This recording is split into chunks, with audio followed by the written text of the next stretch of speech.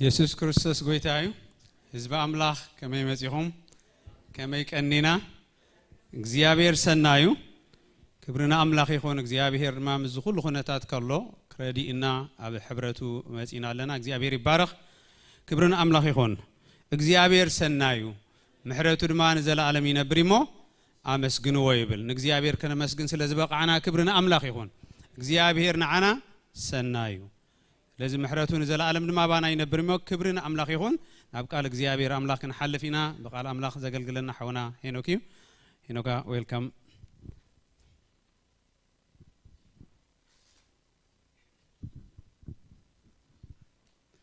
كبرنا أملاك يهون سكان سلينا لا أملاك دما قرم زخنا نيا أملاك منفست أني حنا زمران الجزيابير بارككم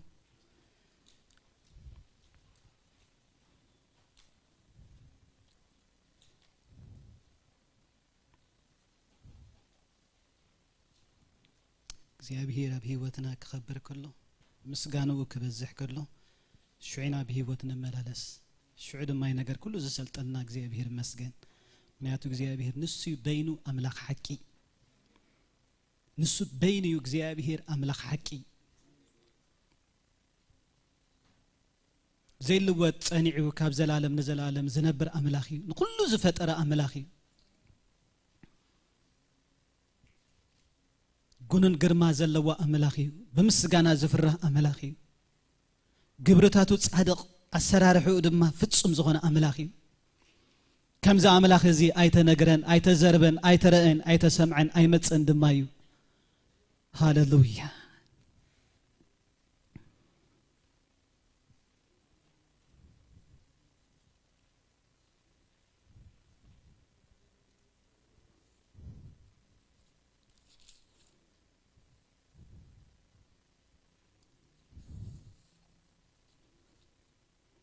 كزاربنا منفسنا سكن እግዚአብሔር ተዛረበኒ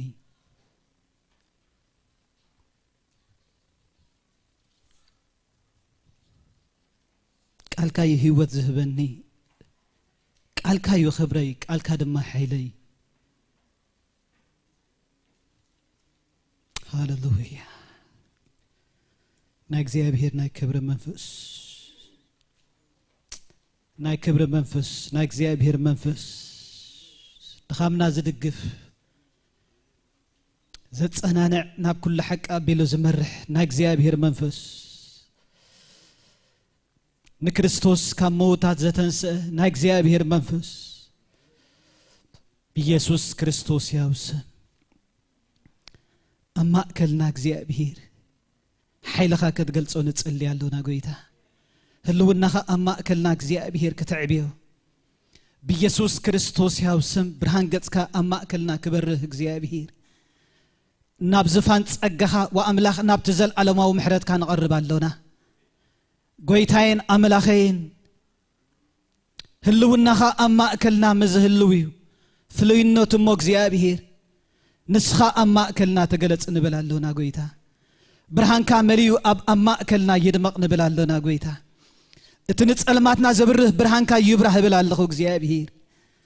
በኢየሱስ ክርስቶስ ያውስም እተዘጸናናዕ ቃልካ እግዚአብሔር እተዝፍውስ ቃልካ እግዚአብሔር አምላኼ እተዘቀድስ ቃልካ እግዚአብሔር አምላኼ በኢየሱስ ክርስቶስ ያውስም አማከልና ክትገልጾ ንጸልያለና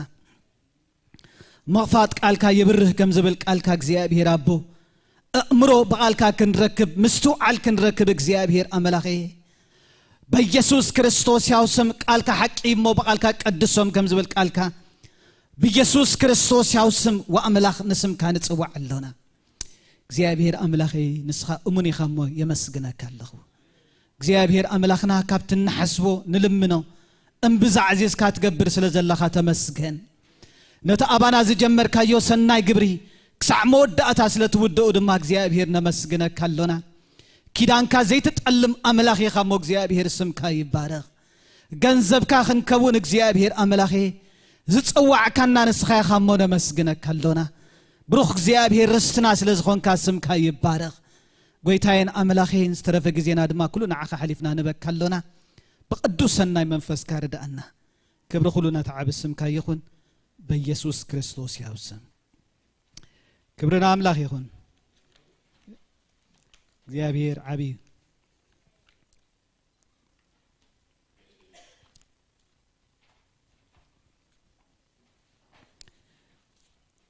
لما عنتي نريو كاب قولسي نجمرينا قداماي معرف قطر عسران كلتن دل حساب كاو تبقيسنا هرينا እግዚአብሔር ይመስገን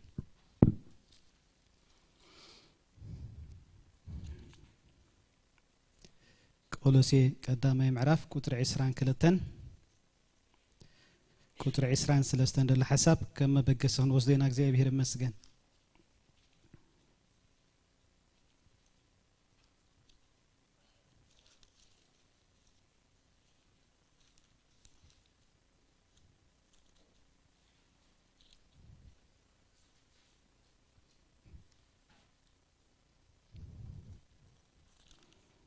እሺ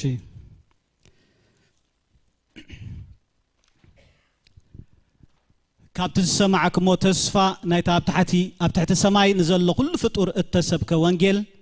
ኣነ ጳውሎስ ዘገልጋሊኡ ከይተናቃነቅኩም ተሰሪትኩም ደልዲልኩም በእምነት እንተጸናዕኩም ሲ ኣበረን ነቀፋን ዘይብሎም ቅዱሳን ገይሩ ኣብ ቅድሚኡ ምንት ከቆመኩም ሕጂ ብሰብነት ስጉ بموت جيرو عرقكم يبلنا أملاخ مسجن قرن بسرات ناي وانجيل إنا أبزين رئي زلنا مالتك እግዚአብሔር مسجن هاورا باولوس اتقندم لوقت أبزي بأمنات كتصنعو دلي ومالو أملاخ مسجن معنات بزح نفاس ينفس لزنبره مسرتهم كتصنعو كي تناقانو دما بأمنات كتصنعو كتصحف اللهم كنرينا أبزي صحف زي إذا صحف زي أب فيليبي وني يبلويو أب غلاطيا وني يبلويو أب كل صحفاتو صبو غيرو عمو قابلو دزاربو لحساب مالتي እግዚአብሔር ይመስገን ስለዚህ ቅድሚ ገለ ነገር ግበሩ መባሎም እተተገበረሎም ነገር ይقدم ዘዘክረም ዘሎ አምላክ ገለ ነገር ከሃበ ከም ዝግበር አይብለካኒ ሓደ ታሪክ እንታይ ሰምዐ ነረ ካብታ መጽሐፍ ቅዱስኒ ميت قرش هبني إلو بيل كخفل دلس ميتي أبون ودو مالتي صحيح بالله إنك بكم تسأل كيلو هبن نتاميتي بيل يبالله إنك بكم تسأل كا بحري بزح مستراخو جن تامت حف جن تسأل يلوس تاميت بوت أني حمالتي تهبن نزبل كوخاس هيبه هبني لك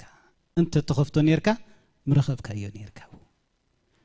حسب كي رخبنا يوكان كي كفتنا يعني أملاك نجر أملاك يهابنا بعلنا خنسقم نفتنمو أبزين وصو عقبة دمان نديب مالتي زي أبير كل مسحابي أملاك مسجن أب أمنة انتاي قبوريلو تصنعيلو سلازي نزي أب كولوس يدلو أب كلا تحساب فلينا خنريون خلينا مجمرتا انتاي تتسفى زينو قرب ندلو زي أبير أملاك بسقا كريستوسن بموتون زي أسمر الله እግዚአብሔር አምላክ በስጋ ክርስቶስን በሞቱን ካብ ኃጢአት ፈሊናዩ ይዙልንደለ ካብ ኃጢአት ፈሊናዩ ኣብ ቅድሚኡ ቅዱሳንን ንጹሃትን አበረን ነቅፋት ዘይብሎም ቅዱሳን ክንከውን ገበረና ስለዚህ ናይ ጎይታና ኢየሱስ ክርስቶስ በስጋ መግላጹን መማቱን እንታይ እንደሕሪልና ንዓና ህዝብ አምላክ ክገብረና ንዓና ቅዱሳን ክገብረና አበር ዘይብሎም ክገብረና ነዚ ጎይታ ኢየሱስ ክርስቶስ በስጋ ተገሊጹን ሞይቱን ማለት እግዚአብሔር ይመስገን እዚት መሰረት ማለት እግዚአብሔር ይመስገን ድህነት በስርሐና ዘይኮነስ በጸጋ አምላክ መሆኑ ወህበት አምላክ መሆኑ ቅድም እግዚአብሔር ነዚ መኺሩ ካብ ፍቅሩ ተበጊሱ እግዚአብሔር ይመስገን ነተሓደ ወዱ ናብዚ ናብ ሓጠጀኛታት ከምዝላአኹ ዝነግረና እግዚአብሔር ይመስገን ስለዚህ ክርስቶስ በስጋ መግላጹ ነገዛ ርሱ ሚስጥር አለዎ ክርስቶስ በመማቱ ድማ ናገዛ ርኡስ መልእክት ለዎ እግዚአብሔር ይመስገን ከሃርሞ ዝደለ ዕላማ ስለዘለወይ ክብርና አምላክ ይሁን ስለዚህ እዚ ተሐቂ ይብለና አለው አምላክ ይመስገን እተተገበረልና እተተዋሃበና ማለት ስለዚህ ክርስቶስ ብስጉኡን ብሞቱን ካብ ምንታይ ውፅኢና እንድሕሪልና ካብ ማንነት ናይ ሓጢኣት ሓራ ውፅኢና ማለት እዩ ደጊም እንታይ ኢኹም ሓድሽ ፍጥረት ኢኹም ኢሉ እግዚአብሔር ይመስገን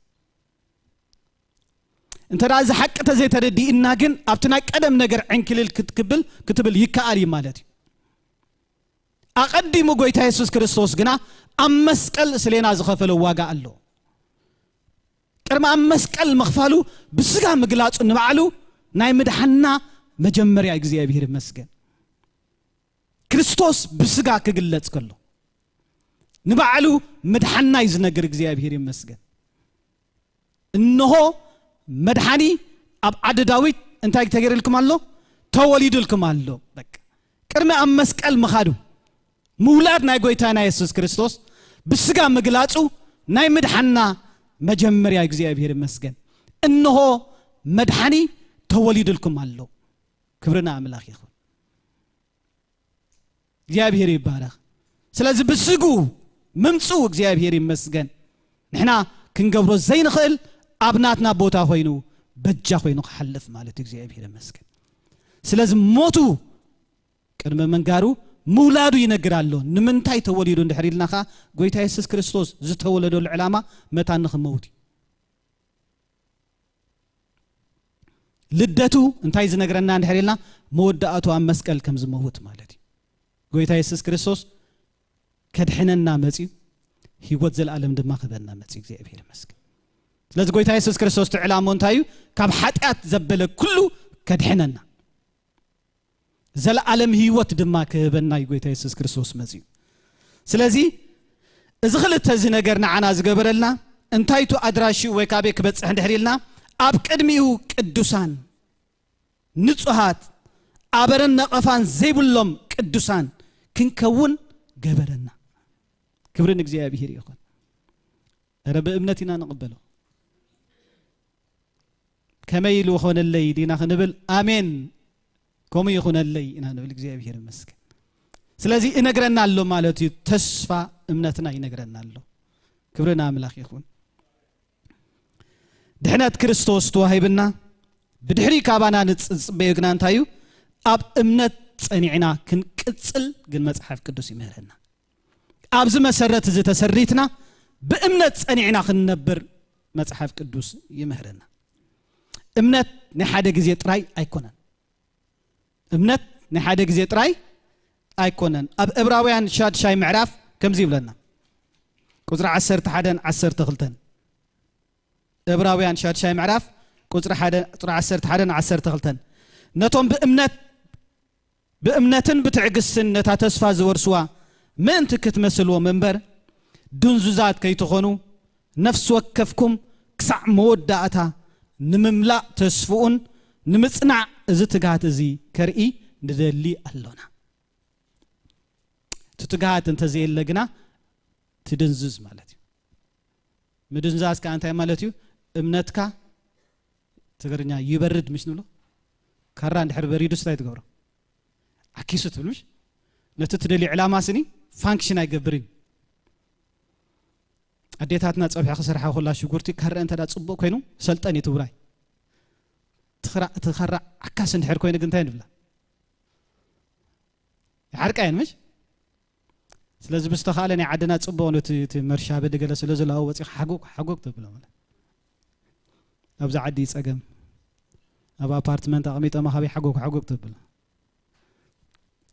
ግን እምነት እንታይ ይኸውን ማለት እዩ ክድንዝዝ ይኽእል ማለት እዩ ፋንክሽን ከይገብር ይኽእል ማለት እዩ ነቲ ትደለየ ዕላማ ንኸይበጽሖ ይኽእል እዩ ተዳሒዝካዮ ስቕ ኢልካ ኣብ እምነት እንተዘይጸኒዕካ ንምምላእ ተስፋኻ እንተዘይተጊህካ ካባና ኣምላኽ ዝደልዮ ኣብ እምነት ክንጸንዕ ክንተግህ ዝደልየና ዕለት ድማ እግዚአብሔር ይመስገን ሓንሳብ ደይኮነ መዓልቲ ንመዓልቲ እዚ ትግሃት እዚ ከርእዩ ኢሉ መጽሓፍ ቅዱስ ዝነግረና ንምንታይና ንተግህ እንድሕሪልና ናይ ወንጌል ተስፋ ኣብ ልብና ስለ ዘሎ እዩ ከይተነቃነቅኩም ትብላለ እግዚአብሔር ይመስገን ኣብኡ ተሰሪትኩም ዝያዳ ሓርክ መጻኩም ግን ኣብ ተقبሎስ የዘንበብና እግዚአብሔር ይመስገን ተቀዳሜቲ እንታይ ኢልና أو أنت غيركم تسريتكم بدحريخه تهانيتكم نذا حساب زيا أمنتاي دغمايو أب كلاي قولوسي كلته نرايا أب قولوسي كلاي معرف مليسو نذا حساب زيا خدغما خلو نرئ مالت እግዚአብሔር ይመስገን قولوسي كلاي معرف ቁጥር 26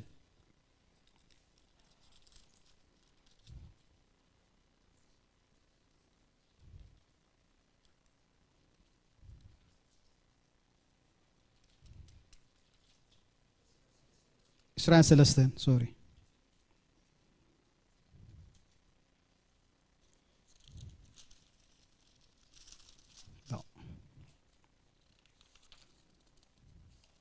قول سيخ الآي معرف في لكم مش قطر شعاته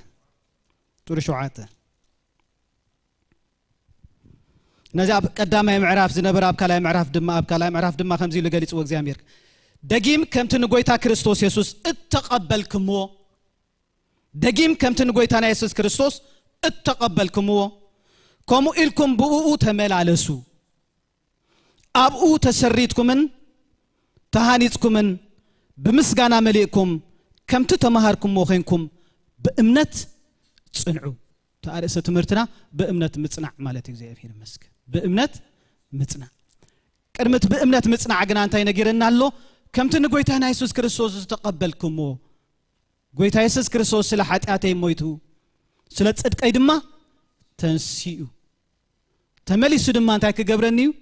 كوسدنيو إذا تسفازيا أبلبنا الله مالتي إذا تسفازيا أنتي كي تخون بلنا له كابلبهم كي تناقنق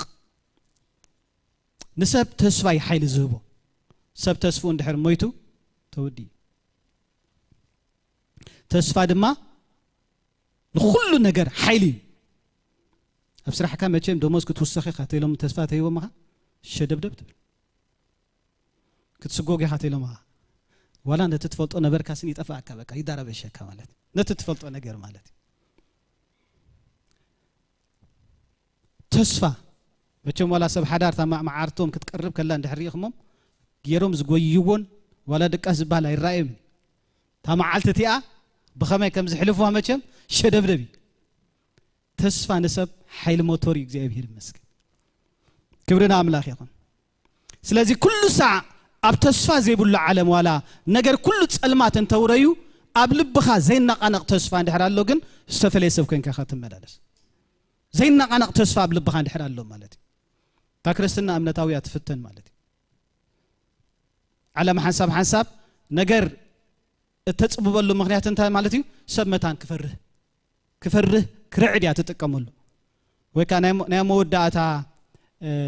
نجار كم زبصحة أتأمل صحف قدوس تزاربنا بزعبا نايمش الرشتا الزمانات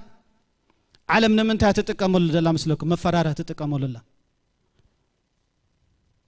أما صحف قدوس بزعبا مش الرشتا أنا خنجرنا خلوص نجرنا نجرالو نايمش الرشتا وج زبلو نجرالو مش تحسون تتأرى كريستوسن نابتق على حوي زدر بيلو وقع الله أبرا يوحنا سينجرناي Revelation عسران كلتن عسران حدا ندحرينايو بزعبات وقي نجرناي ترامب 5 إيران قال خواجا خلوخا نزيل علو final battle دبلو ماله تمتحف كدوس تحف دلوسني أرماجدون كايلي تقوم لحنس حاسة بوليسهم تزيك إيركم يلوهم أرماجدون زخون يكون من أطوالنا بلو تمتحف كدوس نايمش أرشتك على زتتك أملو كموازن سجني تقوملو أبتنا أرماجدون جن نبعلو دوك بلا يكليني final battle سني ولا حدا سبدو كود زبد زغيل لان مالتي كريستوس يسوس نمحبرو مسوسدا بدحريو زخون دلو مكرا ويو المسحف قدس تزاريو عالم قل حجينا تقالات نعنا كم أمنتي نتقمل لك زي أبيهر مسكن تام عالت انتاي تقوم كم زلا تقرب كم زلا ولا نايز حلفة هي يخم تاقال كابيام تيوا رابتشر إلم تيوا مالتي نه هاجرات دلهم مسم مع مفراسوس رابتشر آتينا للنايلو رابتشر جن كم تنسود مسلوهم يكون الرابتشر تقالات كتقوموا له خلي نحنا جن ملكتي and the midst of rapture بس إحنا للنايلو أما أكلنا من تقبض إحنا لله ራፕቸር እንድሕር መጽሞ ዓለም ጫውጫው ይختከውን ማለት እትቃልና ዓና ግን እንታይ ይኾነና ማለት እዩ ነገር መወዳእታ ይቀርብ ከም ዘሎ ሕጂ ፍልሊ ክነግረኩም ዓለም ነዚ ቃላት እዚ ክትጥቀመሉ ኸላ መግባዕብዒ ወይ ከዓ መፈራሪያ ትጥቀመሉ ነቲ ትደሊ ዕላማ ከተተግብሮ መትያና ትጥቀመሉ ንሰብ ተፍርሆ ተጀጅወሞ ብድሕሪ እንታይ ትገብሮ ማለት እዩ ኣብ ትሕቲኻ ከም ትገዝኦን ከም ትቆጻጸሮን ትገብሮ ማለት እዩ ራዕዲ ትሰደሉ ፍርህ ትሰደሉ መጽሐፍ ቅዱስ ግና መወዳእታ ነገር ቀሪቡ ክብለና ከሎ ርእስኹም አልዕሉ በእምነት ድማ ጽንዑ ይዝብለና ክርስቶስ ይመጽእ ከም ደሎ ፈሊጥኩም ስኒ ርእስኹም እንታይ ግበሩ አቅንዑ በእምነት እንታይ ግበሩ ጽንዑ ይዝብለና አምላኽ ይመስገን ንዓለም ፍርሂ ክኸውን ከሎ ንኣማን ግና ትብዓቲ ፍልልዩ ንፍልዩ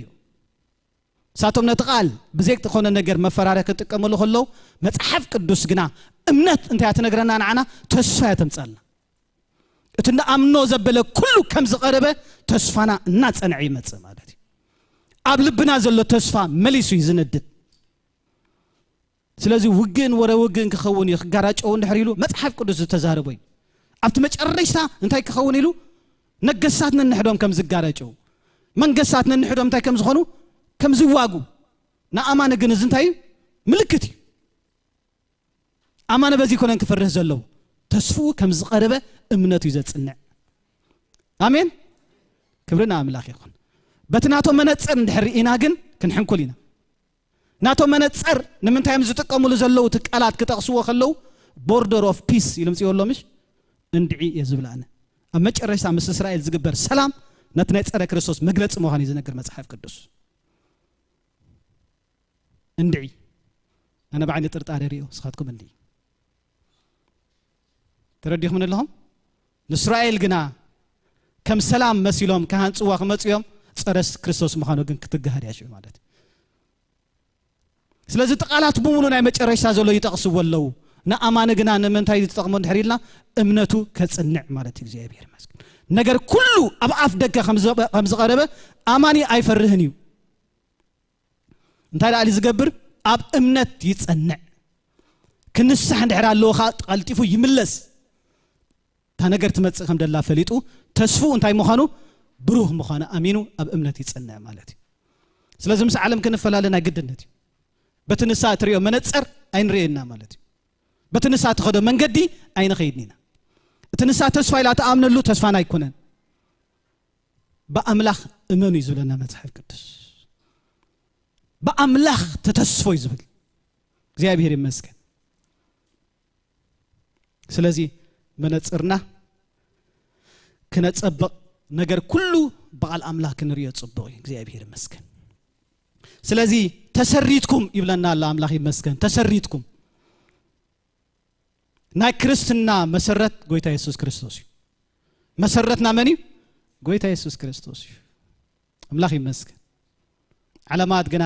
መሰረተን ሕጂ እንታይ ክገብራ ይፍትና ኣለዋ ከም ማዓራር እዮም ሰብ ጠላም ምዃኑ ናይ ሰብ ኪዳን ይፈርስ ምዃኑ ነንሕደና ምንታይ ገጸና ኣሎ ማለትን ኣብ መክሳስ ኣለዋ ማለት ዘይክሰስ ጎይታ ግን ኣለና ተወኪልካዮ ዘይሕፍር ተጸቢኻዮ ዘይጠልም ክብርን እግዚአብሔር ይኹን አሜን ስለዚ ኣብ ምንታይ ተሰሪትኩም ለና ኣሎ ኣብ ክርስቶስ ተሰሪትኩም ካለ ሁሉ አምላኽ ዝህበካ ክትሕጎሰሉ እምበር ንህይወት ኣይኮነካን ክትሕጎሰሉ ዝህበካ ህይወት ግና በክርስቶስ ጥራሕ በብዝሕ ገንዘብ ከማን ህይወት ኣይመጽእ ህይወት በኢየሱስ ክርስቶስ ጥራሕ ህይወት ካብ ክርስቶስ ጥራሕ ህይወት ብሞትን ትንሳኤውን ዝተረኸበ እግዚአብሔር ይመስገን ጎይታ ኢየሱስ ክርስቶስ ዋጋ ዝኸፈለሉ ኣብ ዋጋ ዕዳጋ ኣይትወን ንንብረትና ከማን ንሕና ናተይልና ስኒ ደም ንፋሰስ ምሽ ጎይታ ኢየሱስ ክርስቶስ ግና ትዝኸፈለሉ ዋጋ ኣይደርብየኒ ስለዚ ኣብዚ መሰረት ዝኾነ ክርስቶስ ግና ብድሕሪ እንታይ ጽበየና ማለት እዩ ተሃኒጽኩም ምህናጽ ወይ ከዓ ዓቢኹም ይብለና እግዚአብሔር ይመስገን ምክንያቱ ክርስትና እንታይ ኢልና ናይ መዓልቲ ንመዓልቲ ጉዕዞይ ኣብ ሓደ ደው ትብለሉ ይኮነን እናተሃነጽካ ኣብ ምንታይ ኢኻ ትህነጽ ግን ኣብ ክርስቶስ ኢኻ ትህነጽ ስለዚ ታ ጥቕሲ ጽሓፍለይ ዝብልኳ ክርስቶስ መሰረትና እዩ ካለ መሰረት የብልናን ብዘይ ኢየሱስ ክርስቶስ እንጽበዮ ተስፋ ክህልወና ግባ ይኮነ ናይ ኣማኒ እንኮ ተስፉ ጎይታ ኢየሱስ ክርስቶስ እዩ እዚ ተስፋ እዚ ካብ ልብኹም እንታይ ይኹን ብለና ኣሎ ከይናቃነቕ እዛ ተስፋ እዚኣ ዘላቶ ርእሱ እንታይ ይገብር ኢለና የንጽ እዛ ተስፋ እዚኣ ኣብ ምንታይ ዘላቶ ኣብ ልቡ ዘለዎ ኣካይዱ ይፍለጥ ማለት እዩ ዝጽበዮ እንታይ ምዃኑ ብግብሩ የርኢ ማለት እግዚአብሔር ይመስገን ስለዚ ክርስቶስ መሰረትና እዩ ኣብኡ ንስረት ኣብኡ ንዓቢ ምዕባይ ካብ መን እዩ ካብ ክርስቶስ እዩ ኣብ እምነት ንጸንዕ ብምስጋና ንነብር ብሕጽር ዝበለ ክርስትና ጉዕዞ ህይወት እዚያ ማለት እዩ ብምንታይ ትነብር ብምስጋና ትነብር ክብርና ኣምላኽ ይኹን ትሪኦ ነገር ኣለካ ኣብዛ ዝጸልመተት ዓለም ስነ ንስኻ እንታይ ትርኢ ኣለኻ ጩራ ብርሃን ትርኢ ኣለኻ ማለት እዩ ትሪኦ ብርሃን ኣለካ ኪኖ ዝዓለም እዚኣ ትሪኦ ዕንትና መንፈሳዊ ጎይታ ስለ ዝኸፈተልና ማለት እዩ ክብርና ኣምላኽ ይኹን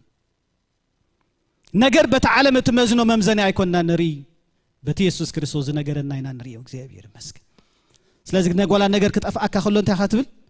እሱን ተጠፍአ ኢየሱስ ግን ኣለና ንብል ኣምላኽ ይመስገን ኢየሱስ ግን ኣሎኒ ነገር ከም ትኩሉ ሰብ ክረኽቦ ክትረክብ ጽቡቕ እዩ እንተዘይኮነኸ ጎይታ ኢየሱስ ክርስቶስ ኣለኒ ጎይታ ኢየሱስ ክርስቶስ ብደይ ሌላ ጉሌላ ንኩሉ ማዕረ እግዚአብሔር ይመስገን ና ይሁዳውን ንጽራውን ንባርያን ንጭዋን ኢየሱስ እንታይ ማዕረ እግዚአብሔር ይመስገን ፍልል የለን ጎይታ ኢየሱስ ክርስቶስ ከድሕን ከሎ በቅባቱ በማዕረ ዓይነት ቅባኣት ይንኹላትና ቀቢና በዚ ሌላን ጉሌላን የለን ኣብ ልዕሊ ሓውኻ ብምንም ተኣምር ትዕበሉ ነገር የለን ዝያድኡ ከም ዝድሓንካ ትብሎ ነገር የለን ኩሉ ኣብ ምንታይ ተፈጺሙ ኣብ መስቀል ተፈጺሙ ስለዚ መሰረትና ኩሉ ሳዕ ጎይታ ኢየሱስ ክርስቶስ እዩ ኣብኡ ይብለና ኣሎ እግዚአብሔር ይመስገን ንስረት እግዚአብሔር ይመስገን ኣብኡ ድማ እንታይ ንገብር ንዓቢ ምክንያቱ ነዛ መሰረት እዚኣ ክደፍእዋ ዝመፁ ብዙሕ ንፋሳትን ውሕጅን ስለ ዘሎ ማለት እዩ መሰረታ ጽኑዕ እንድሕር ኮይኑ ግን እንታይ ትኸውንያ ኣይትናቐነኽን ስለዚ ተፈታን ክመጽእ ናይ ግደን እዩ መጽሓፍ ቅዱስ ፈታን ክመጽእ ናይ ግደነት ክፍትነካ ዝመጽእ እምነትካ ናብራ ድዩ ሰብ ድዩ ኩነታት ድዩ ግዜ ድዩ ፈታን ኩሉ ሳዕ ይመጽእ ተዛዓበየ ፈታን ክነግረኩም ትጽቢት ነገር እንዳነውሐ ክኸይድ ከሎ ኣዝዩ ዝፍትነካ ትጽቢት ካብ ኩሉ ንላዕሊ እቲ ዝኸበደ መዓልት እንዳነውሐ ክኸይድ ከሎ መዓልት እንዳነውሐ ክኸይድ ከሎ መዓልት እንዳነውሐ ክኸይድ ከሎ ትጽቢት ካንታይ እንዳኾነ ይኸይ ከመህመኑ ይዝደሊ እግዚአብሔር ግን ህያዊ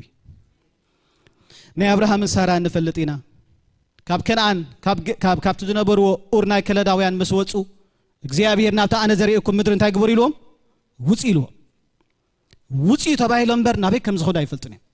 ናብታ ኣነ ዘርእየኩም ተባሂሎም ስለዚ ናይ አብርሃም ምስ ሳራ ግደ እንታይ መዓልቲ ንመዓልቲ ናብታ እግዚአብሔር ዘድልዮም ምጓዓዝ ጥራይ መዓልቲ ንመዓልቲ ክጓዓዝ ኣለዎም ምክንያቱ እታ መጨረሻ ደላ ቦታ እንታይ ይገብርዋን እዮም ኣይፈልጥዋን ገዲዮ ሓንሳብ ኣምላኽ ክወዘካ ከሎ ብእምነት ሲልካ ትኸይድ ጥራይ መን ይዛረብ እግዚአብሔር ጥራይ ውፃእ ይበለካ ጥራይ ኣምላኽ እንታይ ይብል ውፃእ ይበል እግዚአብሔር ይመስገን ጥራይ ኣምላኽ ኣነ ምሳኻይ ይበል ኣምላኽ ይመስገን ስለዚ ንሳራ ሒዝዋ ወፂ ነይሮሞ ኣዝማን ወፂ ከነዓን ድማ ኣትዮም እዞም ሰባት እዚኣቶም ሰብ ተስፋ ካብ ምንታይ መፅኦም ካብ ምድሮም ካብ ኣዝማዶም ካብቲ ኩሉ ዘለዎም ደበሉ ኩሉ ወፅኦም ኣብ ምድሪ ጓና ይቕመጡ ኣለዉ ከቢድ ካናዳ ከምዚ ሕጂ ብዙሕ ሓበሻ ዘሎ ድሓኒ ምፅእ ምስ በልካስ ኣበይኻ ከማን ትካደ ኣብቲ ብዙሕ ሓበሻ ደሎ ተኣቱ ማለት ቀደም ክዕልሉ ከሎ ግን በይኑ ኩሉ ጻዕዳ ከበበስኒ ንመን ከም ዝሓተ ተጠፍኦ ማለት እዩ በይኑ ብባህላ ኣይራኸብ ንመን ይስራሕ ረኸበለይ ክብሎ ዘይፈልጥ ወረቐት እንታይ ክብል ዘይፈልጥ በይንኻ ኣብ ምድሪ ጓና ቀሊል ኣይኮነ ብቋንቋ እንታይ ኢልካ ከም ትዛረቦ ንፋስ ከም ሰብካ እኳ ይዛሃርመካ እግዚአብሔር ውፃእ ክብለካ ከሎ ከም ሰብካ ይዛሃርመካ ዝናብ ክዘንብ እንድሕር ኮይኑ ምስ ሰብካ ይኮነ ትመከራ كل يمصي أباخا زلو أمنت جنا الناس سجر يسجر كمالة እግዚአብሔር مسك ስለዚህ ክልት ያው መስወጹ 10 ዓመት መስኮነ ግን ሳራ ተስፋ ወሪዛ 10 ዓመት ኣብ ከናን መስተቀመጡ ነብራሃም እንታይ ላቶ ኪት ናብዛ አጋር ግብጻዊት እንታይ ግበር እቶ በቃች ትዝበለካ አምላኽ ዘርኢ ባይ አይከውነን እዩ በዚያ አፈት ትዝበለካ خشعوት ሙላድ ገለ በቃ ይላ ማለት 10 ዓመት መስኮነ ማለት أبتناتهم دخام كعبة ويكا قال تعبيت كزاربي ليكون كن حسب نجاجينا أما نستفتون ناس قليل مسلك أنا أخا مسلا يتكبكا لعلم هنمسب جن واقع خفيلهم يوم زي أبيهم مسكن تأزيزهم دم ما وزيهم تسميت جن أنتي جبرك كايو تسفخا يمامني كلام من قديش على داخل دلي حسب يدفع كايو سلازي كيد ديلاتون أبراهام يفلتيو سبيت خباء سيكون حجي تعريفات دول لحنت خباز مات كل وصيو سارات رأي تعريفات حراي لك تايدا ما قبر زولد أجار شجر مخان فلوتي بدحريكم نتابع تسبتيا ناب سيفل وورك اتوا مخان فلوتي أبراهام اتنا بيت سب حلف النت كاب إيدو دربي نمن هيبوا نسارا هيبوا نايبيت أما حدا رمني سباي مش شجر مسمت أجن نسارا قريف الله مالتي بك أنا ياتو تسفأ كمهمن يري الله تنا معلت متشقجا يري الله نسون كم سبد خمس لزلو يفتني بل خمس بالكهم تخينس حراي لا أتي ما داري بدحري تسعة بينا نفهلتينا جن تاخذ لكم دليل تثبت انت قبركاي يفتنكاي سلازي خا معلتي دونزز كي تخون كتنقح زلكا مالتي እግዚአብሔር ይመስገን አምላክ አብዝፋን ሁሉ ኪኖ አቅምና ክንፍተን እግዚአብሔር እንታይ ገብረናኒ አይሐድገናኒ ስለዚህ አምላክ አና አብርሃም ይመጽ ማለት እዩ አብርሃም አይትፍራ ዋልታኻ አነ ይሉ አስበኻ ብዙሕ ክኸውን እዩ አብርሃም ከም ሰብ ክፈርህ ንቡር ይምሽ ስለዚህ ዓበይትን አብርሃም ዘፍረሆ ነገር ነይሩ ተቀዳማይ ዘፍረሆ ሎጥ ከይዶ ምስተማረኸ أبراهام مستوم نجسات تواجيو نون تاجي نلوط تاجيروا أدحينه مش بدحريو أبراهام عارفوا زدك اسمه لكم كجوبت أنيام كبلي توم نجسات وراس خد كون ندابل كان نخل خاص أبزور عزلوا نجسات جنا كتحرونيهم فرد لو وجه يمت إنه دخون كم تان نلوط تايز جبروا أدبي أبيلم دوسروا يمت إنه دخون فرحات اللو سعره من لس كله داما أبي ملك انتايلوا انكاز جنزب وسدولوا أبراهام كان تايلو كم زجيرو اللي خيتبل هي وعملخي إلو خانت جذب تاجرو ما يوصدني له مستعمل سجن أبراهام كان قطع عسخلي كوز دون يرني كوز دينا برن كم سبك بالخيل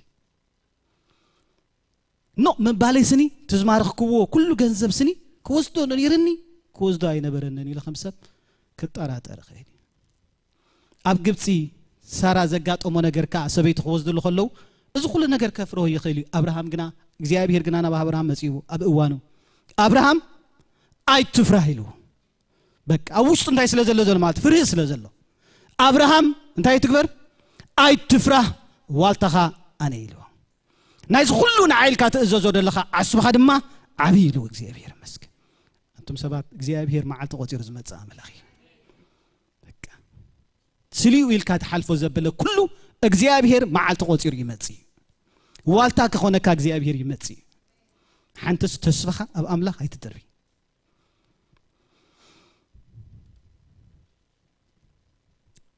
ولا بزحت أمنتي فلتي ولا بأفريقيا أنا بزمتينا لنا بزح أمتي جبرا بسودان ما تأجزاء بير انتهي على زنا جري يقولوا مالت كل سب قدي فوهم كخير كلهم مالتي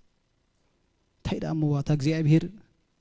نخلو من هاد شو أخذ زمر نبر انتهي تشاجر علي نخلو تنبيز ما توست تشاجري سلازم نز أمانة دا أم عشر عامة نحرقير بالسودان مع زل على أنا دشاجر قبل مالتي ترى لازا تشاجر سنا بعدين تسرح دمبر كمان قد إجزاء بير مساخة قنعتي أنا بزبلي أتو مالتي من ياتو كابو وتسيخ أنا بزم بس مالت كم كلا أي من قصة أملاك جيرو سب سلز غزرو مالتي بك ما تسيخ يا خات فلتو ده حال مالت كم زي كونه مالتي حراي بسجا حسا ونجاينا إجزاء بير مسكن كابتزنا بركو دورونا برخا إجزاء بير بموسعينا أملاك يمسكني ترديكمني زغبلو ነገር ሳይኮነ ነሩ ማለት በቋንቋ ይፈልጦም በትጀሌባ በትገሉ በሙሉ አነ ሰንቢዴ ታይخገብር አብዛ ዓዲ ለማለት ጽቡቅ አይኮነን ማለት ይክብለኩም ደሌ ማለት እግዚአብሔርና አብዛ ሓሸ ነገር ከሳግረካ ሰናዩ አሜን ከባባ ሓንቲ ገዛስና ብ10 ገዛ እግዚአብሔር ተተወካስ እንታይ ጸገማሉ ካብ ብሽክለታን ሙሉ ዕድሜ ከምዝዋርስ እግዚአብሔር ማኪና ታበከ እንታይ ጽቡቅ ሕማዲ አንጻር ሀብቲ አይኮና ነዛረብ ዘለና ልብኻ ግን አው አይውደቅ ይዝብለለ ክትሕጎሰሉ እግዚአብሔር ግና ኩሉ በረኸት ይባርኽ ክብርና አምላኽ ይኹን ስለዚህ እቲ ተስፋ ኣብ ልብና መታን ከይናወጽ ኩሉ ሰዕ በእምነት ጸኒዕና ክንነብር መጽሐፍ ቅዱስ ይምህረና እዩ ኣብ ቀዳማይ ጴጥሮስ ቁጥር 5 ምዕራፍ 5 ቁጥር 10 ከምዚ ይብለና ቀዳማይ ጴጥሮስ 5 ምዕራፍ ቁጥር 10 እቲ ብክርስቶስ ኢየሱስ ናብ ናይ ዘለዓለም ክብሪ ዝጽዋዓኩም አምላኽ እቲ ብክርስቶስ ኢየሱስ ናብ ናይ ዘለዓለም ክብሩ ዝጽዋዓኩም አምላኽ ኩሉ ጸጋ ቁርብ ጊዜ ሓሳረ መከራ ምስ ጸገብኩም ንሱ ክፍጽመኩም ከጽናዓኩም ከበርታዓኩም ክስርተኩም እኒ እቲ ምስራቱን ካብ አምላኽ እቲ መብርታዓውን ካብ መኒ እቲ ፍጽሙ ኻኑን ካብ አምላኽ እግዚአብሔር ይመስገን ምክንያቱ እግዚአብሔር ክጽውዕ ከሎ ናብቲ ናይ ዘለዓለም ክብሩ ይጸውዕኩም ብምንታይ ጸውዕኩም አምላኽ ኩሉ ጸጋ እዩ እግዚአብሔር ይመስገን ብዝደኸምካዮ ዘበለ ኩሉ ጸጋ ክበካ አምላኽ ይኽእል ዝወደቕካዮ ምዕማቑ ብዘይገድስ ዝጠፍኣካ ነገር ብዘይገድስ ጎዲልን ትብሎ ነገር ብዘይገድስ ኢድ እግዚአብሔር ደት በጽሖ ነገር የለን አምላኽ ኩሉ ጸጋ እዩ በቃ አምላኽ ናይ ኩሉ ረድኤት ናይ ኩሉ ጸጋ እዩ እግዚአብሔር ይመስገን አምላኽ ይባረኽ ስለዚህ ንግዚኡ ንቁርብ ጊዜ ነገራት እንዳኽብረካ ኸይሉ ሓሳረ መከራ ከጽግበካ ይኽእል ቁርብ ጊዜ ሓሳረ መከራ ምስጣዓምኩም አይኮን ድብለለ እንታይ ድብለለ ጽግበካ እምነትካ ከድርቢሉ ስኒ ምጣዓም ጥራይ ደይኮነ ስኒ ከጽግበካ ይደሊ ክፍትነካ እስከ መጨረሻ ማለት ነዝ መከራ ጸጊቡ ዝወጽ ኸዓ በድሕሪ ማንም ሰብ ዝደፍሮ የለን ክብርና አምላኽ ይሁን አሜን በቃ ስለዚህ ንሱ እንታይ ክገብረኩም እዩ ክፍጽመኩም እዩ ሙሉእ ትውክልቲ ኣብ አምላኽ ከም ዝህልወካ ድሕሪ መከራ ኣሎ እግዚአብሔር ይመስገን ድሕርቲ መከራ ትፍጽምና ዝብሎ እንታይ ማለት እዩ ሙሉእ ትውክልቲ ኣብ አምላኽ ማንም ሸክ ገብሮ ዘይክእል ፍጽምና ሒዝካ ኣብ ቅድሚ እግዚአብሔር ክትመላለስ ኢኻ ድሕርቲ መከራ ነገራት እምነትካ ክፍትን ኢሉ ክመጽእ ከሎ ብምጽናዕካ ወላ መከራ እንተጽገበካ እዩ ዝብሎ መጽሐፍ ቅዱስ እግዚአብሔር ግና ብድሕሪኡ እንታይ ክገብር ክመጽእ ክፍጽመካ ክመጽእ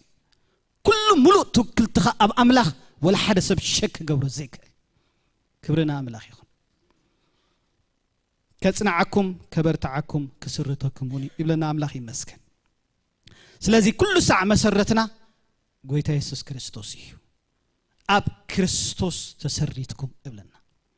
በኃይልና አይኮነን ኢየሱስ እዩ አባና ኃይሉ ዝገልጽ ኢየሱስ ክርስቶስ አባና እንታይ ይገብር ጳውሎስ ክዛረብ ከሎ አነ ኮንኩን ዝነብር ክርስቶስ እዩ አባይ ዝነብር ኢሉ በትዝበና ኃይሊ ንኹሉ ይኽእሎ ይህ በየናይ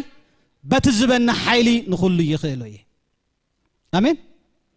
ስለዚህ ኣብ ክርስቶስ እንድሕር ተሰሪትና ካብ ክርስቶስ ዝመጽእ ኃይል ኣሎ ማለት እዩ ካብኡ ዝምንጩ ነገር ኣሎ ማለት እዩ ንነፍስኻ ዘጽግባ ነገር ኣለዎ ማለት እዩ ክብርና አምላኽ ይኹን ስለዚህ መሰረትና ኩሉ ሰዕ ኣብ ክርስቶስ ክኸውን ኣለዎ ስለዚህ ጳውሎስ ንሰብ ገላትያ ንፊልጵ ንቆሎሴ ክጽሕፈሎም ከሎ ብምንታይ አንጻር ይዛረቦም ደሎ እንድሕሪልና ሓደ ግጉይ ዝኾነ ትምህርቲ ኣብ ማእከሎም ይመጽእ ስለ ዝነበረ እዩ ብመንገዲ ሕጊ ኢኹም ትጸድቁ ይብሎም ስለ ዝነበሩ እዮም ገለ ነገር ክትገብሩለኩም አምላኽ ክቅበለኩም ተኾይኑ አይሁድ ኩሉ ሰዕ እቲ ኪዳን ናይ አቦም ናይ አብርሃም ንዕኦም ጥራይ ኢሎም ስለ ዝኣምኑ ዝነበሩ እዮም ብስጋና ኻባና አይኮንኩምን ምክንያቱ እንታይ እንዳበሉ ዓብዮም ምስቶም ኣብ ዙርያኻ ደለው ህዝብታት እንታይ ትገብር ከይትጻናበር ፍሉይ ህዝቢ አምላኽ ኢኻ ማይ ከማን ንሕደዶም ክሳታተዩ ኣብ ዘይክእልሉ ማለት እዩ ኣብ ናይ አይሁድ ጥራይ መስለን ነበር ኣብ ናይ ህንድ ዓሌት እውን ከም ዘሎ ርየ ማለት እዩ መማሃራን ከለና ስኒ ገለ ካብቶም ሰንትራል ናይ ኢንዲያ እንድሕር መጽዮም ስኒ ቶም ደቡብ ስኒ ገዲፎም ሎም ወጹ ክትገዛ እንታይ ወሪድኩም ማታ ኣብ ኤርትራ እኮ ይኹም ደለኹም ቶም ደቡብ ስኒ ኣብቲ ዓሌት ማለት እዩ ምስኦም ኮፍ ኢሎም ክዕልሉስ ኣይፍቀደሎምን ስለዚህ ካብኣቶም እንድሕር መጽዩስ ታገዛ ይገድፈሉ ማለት እዩ ከይተዛረቡ ኮይን በቃ ተቀቢሉ ወይ ተባርነት አባምሩ ፊት ንፊት አይኮነን ክዛረቦ ስኒ ናብታ ገዛ እንድሕር መጽዩ ስኒ ሰላህ ሒሉ ወጸሉ ማለት እዩ ጽርጋ መንገድ በዚ እንድሕር መጻሎ ንሱስ ገዲፍሉስ ይኸይ በሐቅ ዝብለኩም ደሎ አንተ ተወሪድኩም ገለ ሳቶም ከምዛ ዓሌትዮም ንሕና ግና ከምዛ ዓሌቲና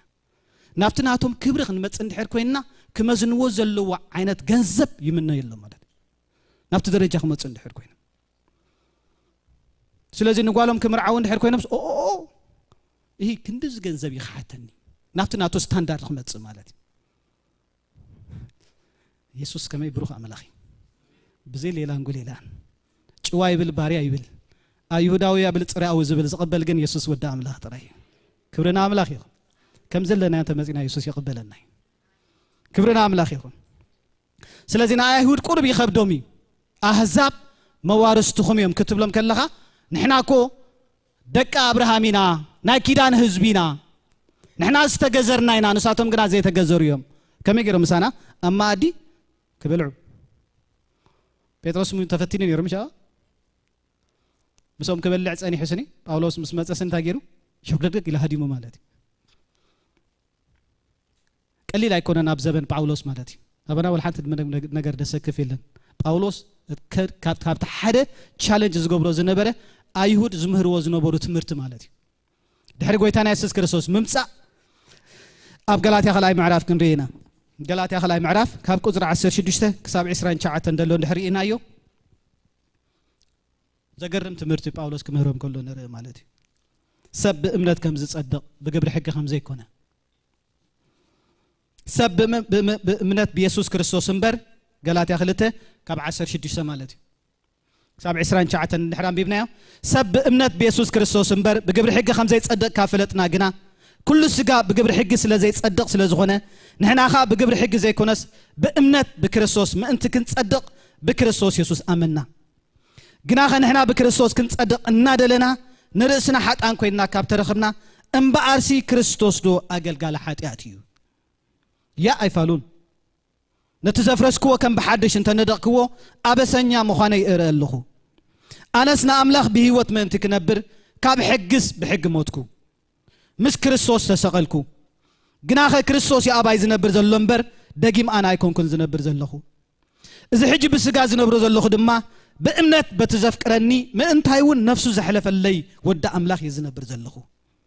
صدق بحج انت زخون أن بأرس كريستوس نخنت يزموته أناس تسقى أملاخ أين عقني أحواتي كما زرار باسب زرار باللخو نتزنع كيدان سبك أكوا زفرو سوى يزوس سخلو يلبون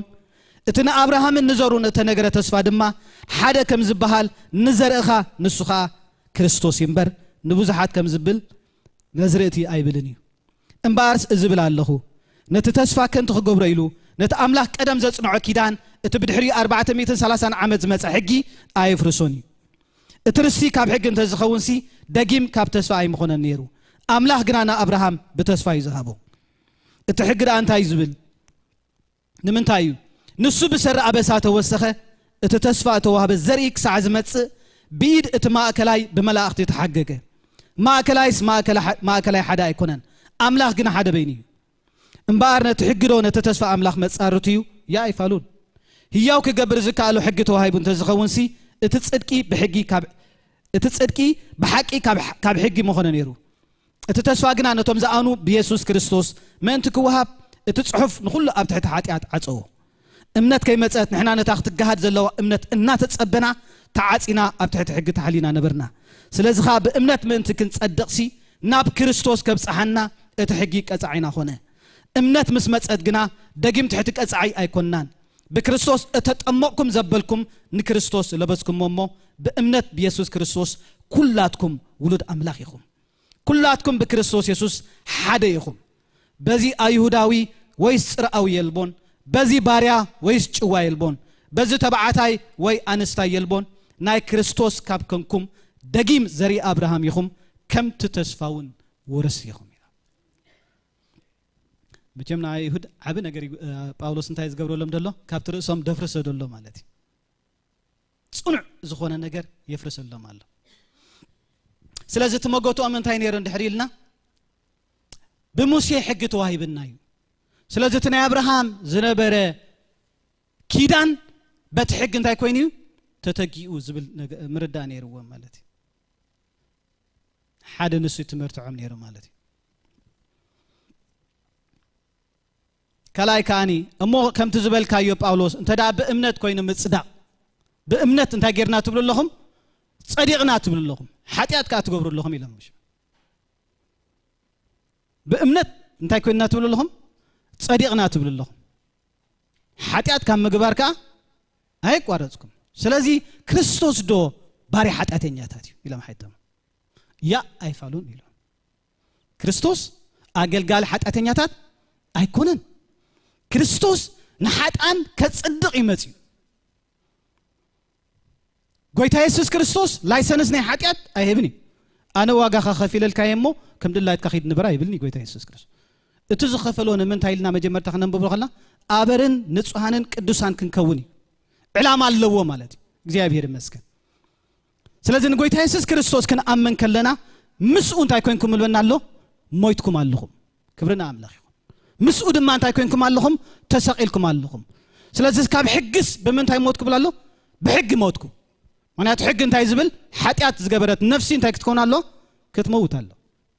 ስለዚህ ሕጊ እንታይ ገርነሎ ማለት እዩ ቀቲልነሎ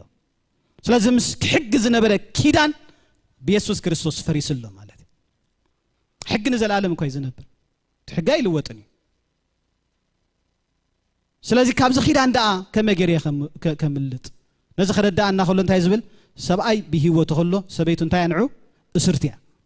سبعي بهيوت كله سبيت ناب كالخت كيد كيدان ايفقدلاني سبعي بهيوت كسعزل سبيتي بسبعيا انتيا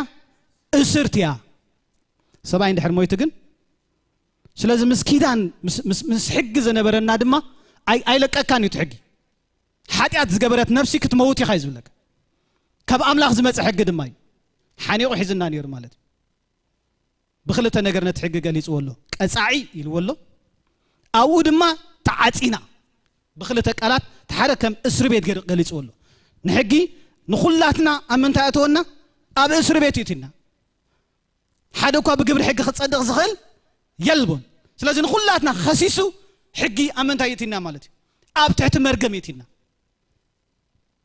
سلازم تصنع مع سرتي مالتي كلا أيد ما كأسعي كايلو كأسعي إذا كأسعي كم من تايز ما تترجم من دحريلنا أب أيهود كاب شوعات تعد ما مسبت حودهم كسب 10 شمون تزبت صح أنت يجبروا له مالتهم كابتم باروت نتقول عن تايز قبره مالتي زحلوه زقص عن تاي مالتي مسلكم مستما بكبابي يدلو احزاب حماق متان كيد صبو غير انتاي كقبره مالتي تيكير كقبره زوهابو مالتي حقن من تاي توهيبو تيكير كقبرنا يتوهيبو حتو ينيروم من تاي دالو تحق توهيبو حق دا ابسا معقتي توهيبو ابساهم እና በዝሕ መስከደስ ነታ ابسا انتاي كقبره معقتي دا انبر حقس صدق خمصيلو ايتوهابو بحقي مدحان اي كالني حتياتنا وسخه مسكدغنا نا ابسا انتاي كغبري نخقوصاصري تحق توهيبو حقنا نمبر 1 انتاي ايوبناني منفس قدوس بحقي ايوهبني تحجي نحنا بامنت بيسوس كريستوس تقبلنا يدلنا منفس بمحلاو حقي منفس قدوس ايتوهبني ስለዚህ ሕጊ መንፈስ ቅዱስ አይህበካኒ ሕጊ ጽድቂ ከምጽ አይካሎኒ ሕጊ ነባርነት ኪዳን አብርሃም አይልውጦኒ ሕጊ መርገም ጥራይ ዘምጽ ስለዚህ እንታይ ለም ከሐቱ የማለተም ሕጂ ምንም ታዳ ተወሃዩ ትናቱ ፋንክሽን አነ ምንታይ ነብርሃም ቅድመ 430 ኪዳን ተዋሂቡ ነሩ ድሕሪ 430 ድማ ዝሕግ መጽዩ ስለዚህ ምንታይ ዝሕግ ተዋሂቡ ከሐቱ አይሁዳውያን ናይ ግድነት ስለዚህ ብዛዕባ ሕጊ ክነግሮም ኩሎ ሕጊ ብሰሪ አበሳ ይተወሰኸ ሕጊ ብሰንግታይ ተዋሂቡ بسنك أبساي تواهيبو إلو نجيروم حدا كلاي حق خاني صبو غيرنا كنريا قطري 19 20 نوصليمو غلاطيا رابعي معراف نو غلاطيا خلاي معراف 19 20 غلاطيا خلاي معراف قطر 19 قطر 20 اتحقد انا من تايو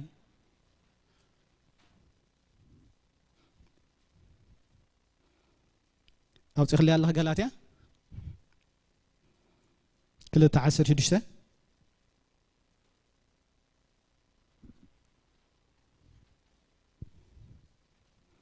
غلاطيا خلتا 16 توصي خلي الله هاي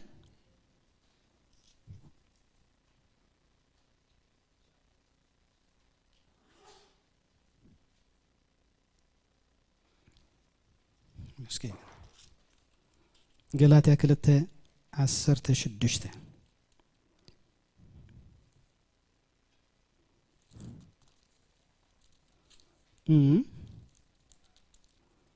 سالساي معرف نو سالساي معرف 19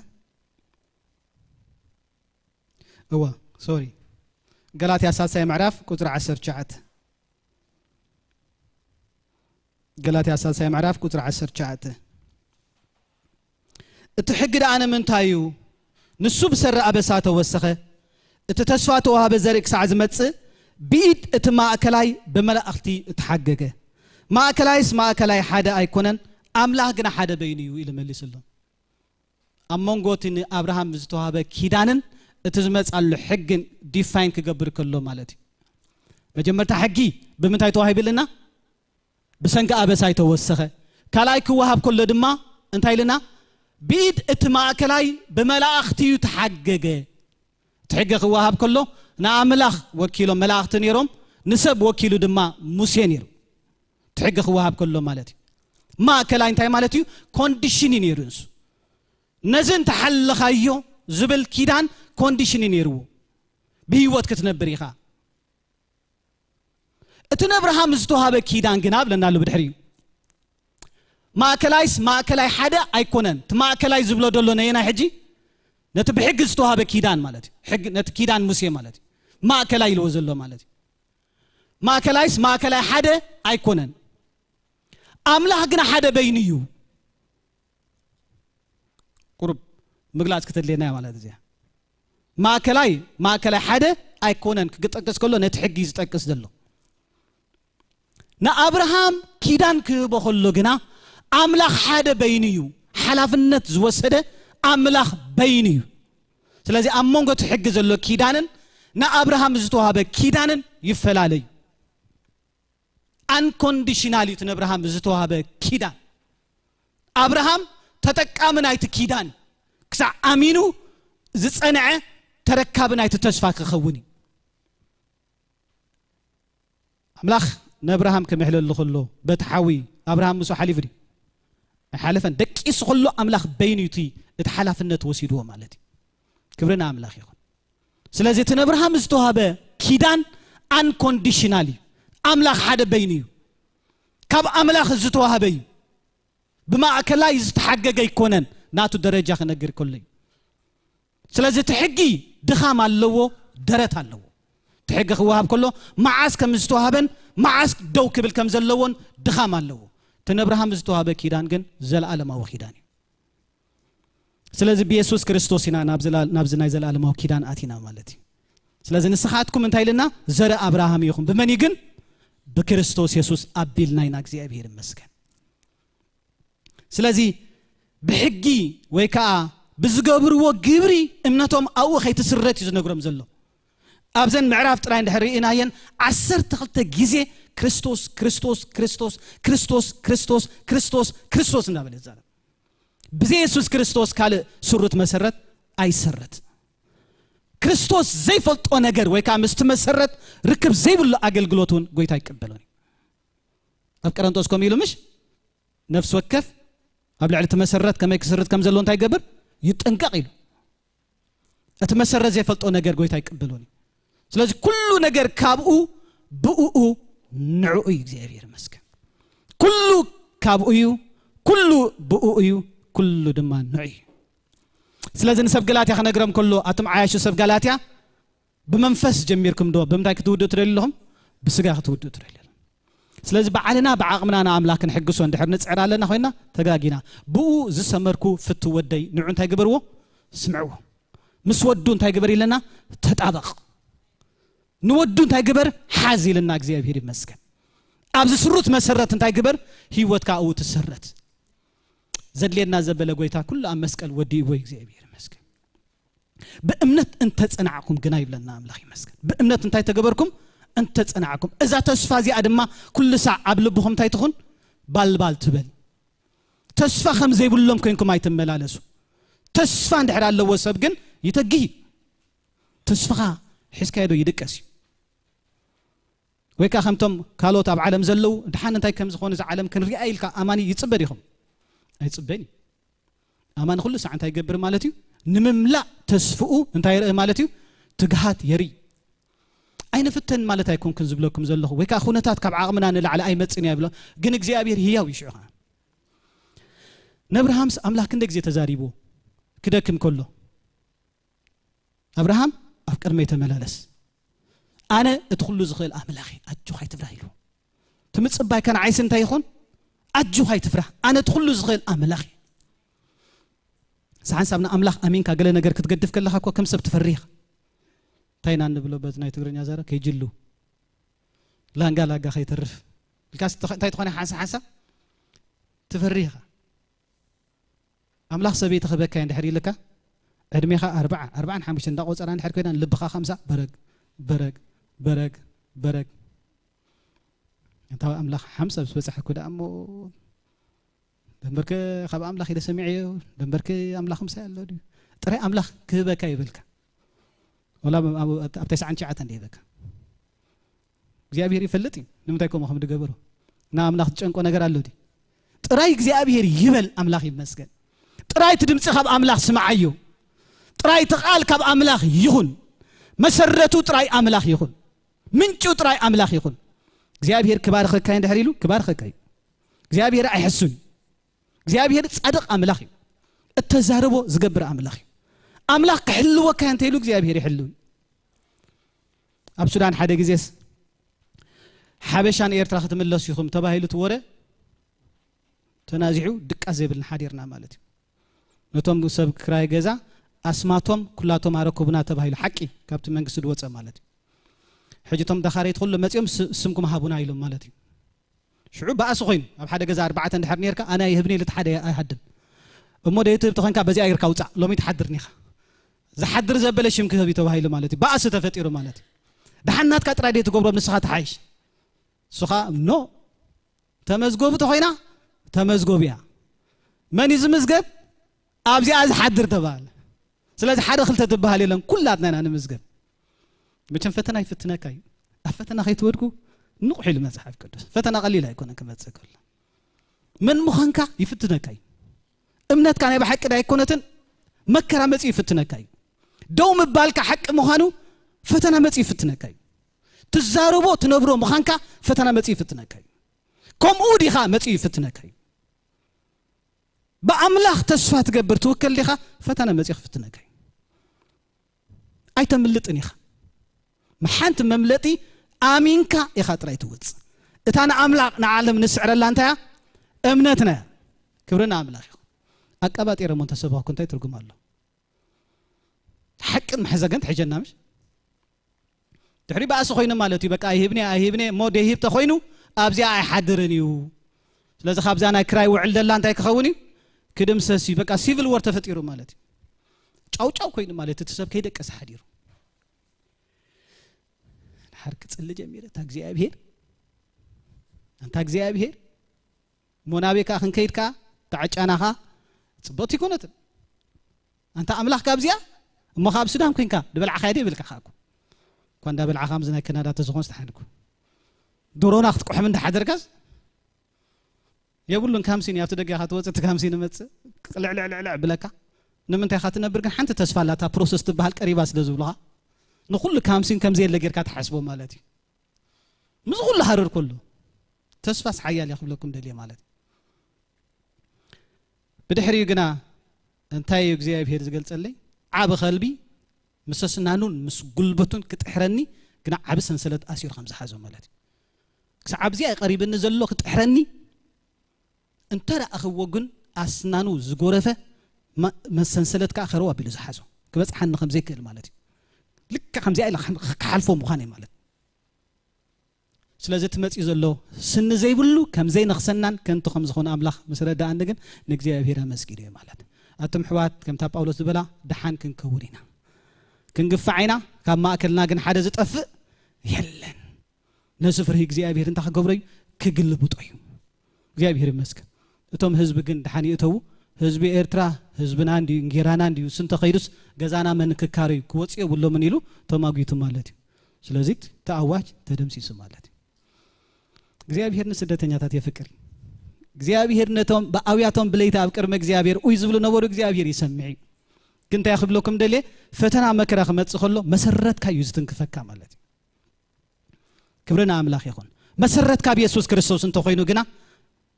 መሰረትካ ኣብ ኢየሱስ እንድሕር ኮይኑ ኣብቲ ጀማርን ደምዳም እምነትካ ዝኾነ ኢየሱስ እንታይ ግበር ኢሉ ጠምቱ ብክርስቶስ ዝተዋሃበ ተስፋ ድማ ካብ ልብኹም እንታይ ይኹን ኣይነቃነቕ እግዚአብሔር ቀረባይ ስለዚህ እዚ ነገር ኩሉ ኣመወዳእታ መቕራቡ ፈሊጥኩም እንታይ ግበሩ ኢልና ንቕሑ እንታይ ግበሩ ጸልዩ እንታይ ግበሩ መሊስኩም ናብ ኣምላኽ ጥበቑ ተስፋኹም ካብ ልብኹም ኣይጸልምት ኣብ ልብኹም እንታይ ይኹን ኣይደንዝዝ ክብርና ኣምላኽ ይኹን ተስፋ ዘለዎ ኣማኒ ፍሉጥ ይበካይዱ ክጽሊ ከሎ ከገልግል ከሎ ንኣምላኽ ክስዕብ ከሎ ተስፋ ከም ዘለዎ ብግብሩ እትግለጽ እምነት ኣላቱ እምነት ብግብረ ትግለጽ ትግለጽ بجبرنا أنا زين الحين نمبر تازدحنا لا أمنت بجبران تاي تخونه تقلت يا أبراهام مكو مسلوت كباس كله سني تتسفان مني توايب نبرهام لوط متي حدا معلت أباقينا بزي حني لسني نتزبلت مريت نتاجرو وسيدو أبراهام كا أنا أمنت سبسلة زخنة نابزي يبلي تبلكا أنا خا نابز بليلو دحين حرة نيمان يبل تبلكا أنا دما نتسكا እምነት ካብ አምላኽ ዳ አንበር በመርአይ አይመላለስኒ ሎጥ በመንታይ ተመላልሱ አብርሃም ግና በመንታይ ተመላልሱ በእምነት ተመላልሱ እምነቱስ በግብር ይገልጽኩ በርናይ አይነ ሰኻስ ቃላት ወና ለው ኮክተ ዛረብ ተخلያ አንታ خمس ጎቲ ተውጽካስ ንዓይኖ በኻ ከምዚ ካትደፍር ንዓይኖ በኻ ይብሎ ሎጥ ሕዋቲና እሞ ክንባኣስ ስለዚህ የማን ከይደን ተበልካ አነ ድማ ስለዚህ ከመን ይድጽብ ይደሎ ማለት እዩ ካብ አምላኺ እምነት በግብራ ተገለጽ ያ እግዚአብሔር መስከን እዚ ዝኾነ እምነት ምስራኤ ድማ እግዚአብሔር ነብርሃም ታክ ገብረሎ ንخل ከመሕለሎ ኹለነ ካብ አብርሃም ባሪያ ዝሓቦ ነገር የብለይ በቀዳማይ ተማሂርና ዲርና ንዑኽ ውስኻ ይደል ይነድሐን ቃለይ ስለዚ ሰምዐ ትእዛዘይ ድማ ስለዚ ሓለወ ንይሳቅ ክነግሮ ከሎ ነትነቦኻ አብርሃም ክባርኸ ዝበልኩ በረኸት ንዓኻ ድማ እንታይ ክገብረከ ክባርኸካ እቲ በረኸት ናብ አብርሃም ከመይሎ ከም ዝመጸግራ ንይሳቅ ተነጊርዎሎ ብድቁስ ሁሉ ዲ ተነጊርዎስ ወላስ ቃል እግዚአብሔር ስለተዓዘዘ ነቦኻ አብርሃም ዝባረኽክዎስ ኣብ ቅድመይ እሙን ኮይኑ ረኺበ ነተሐልዎ ዝበልክዎ ቃለይ እንታይ ጊርዎ እዩ ሓሊዎ እዩ ስለዚህ ባሪኸየ ነቦኻ በረኸትካ ክትጸንዕ እንድሕር ኮይኑ ቃለይ ስማዕ ዝብሎ ዘሎ ንይሳቅ በረኸት ከም ናይ ኣቦኻ ክትጸንዕ እንድሕር ኮይኑ መንገዲ ናይ ኣቦኻ ሒዝካ ተጓዓዝ ዝብሎ ዘሎ ስለዚህ በቦኻ ስለ ድመጸት በረኸት እንታይ ከይትገብሮ በክርስቶስ መጸልና ጸጋ ናይ ጌታና ኢየሱስ ክርስቶስ መስቀል እናዘከርና በእምነት ክንጸንዕ መጽሐፍ ቅዱስ መረና ብኸመ ይኮነን ተዋሂብና ዋጋ ተኸፊልዎ ክብርና አምላኽ ይኹን ከመይ ከም ዝመጸ እንድሕር ፈሊጥና ንጌታ ድማ ዘለና ምላሽ ፍቕሪ በግብርና ይግለጽ እዩ ቁርብ ሓሳረ መከራ ምስ ገጸጉጉና ዝንታ ክገብረኩም ይብለና كفتسماكم كابزلنا كنتسمو يا بير مسكن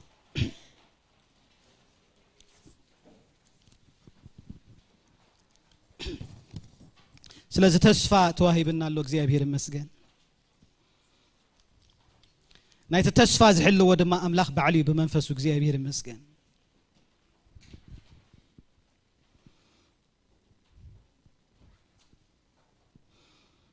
أب أمنات كي نتصنع مخنيات زخوننا بزح نقر الله أب أمنات كي نتصنع زي تصنع مسرات كخون خيلي قالك زي أبيهر زي من باب كخون خيلي أب تصلو زي مصنع كخون خيلي مكران فتنان كخون خيلي حاتيات كخون خيلي زي تصبق حبرات كخون خيلي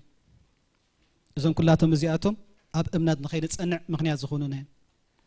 قالك زي أبيهر مقبين كم زقبا أنت زي بليعكا كدلدل هاي تخيلني صلوت منفسا وحيلي هبكاي بأمنت صنيعكم تقاوموا سلازبل تسفخاك من زعوز مصو بزحاتي كترفوخا إلى مزواقوخا بزحاتي حساب سقا مدراوي علماوي شيطاناوي زي تصبق حبرات زي تصبق حبرات امنات يزولد حواتي ددحر امنات دما صعبيلو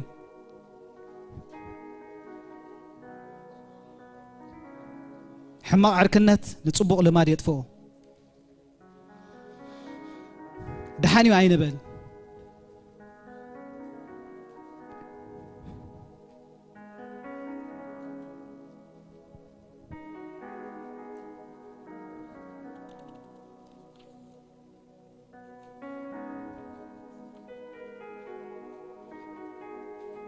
ክርስቶስ አባኻትኩም ተስፋ ኽብሪ ክርስቶስ አባና ይነብር ነፍስ ወከፍ ሰብ አብ ክርስቶስ ፍጹም ኮይኑ ክርከብ ፈቃድ እግዚአብሔር እግዚአብሔር ኃይሉ አባና ይሰርሕ አገልግሎትና በኃይል ይኮነን በኃይል ክርስቶስ እግዚአብሔር ይመስገን ካባና ይኮነን ኩሉ ካብኡ እግዚአብሔር ይመስገን ሎመገና ናአምላኽ በእምነት እስኪ እምነትና እግዚአብሔር ይመስገን تتشفان كلاتنا تواهبنا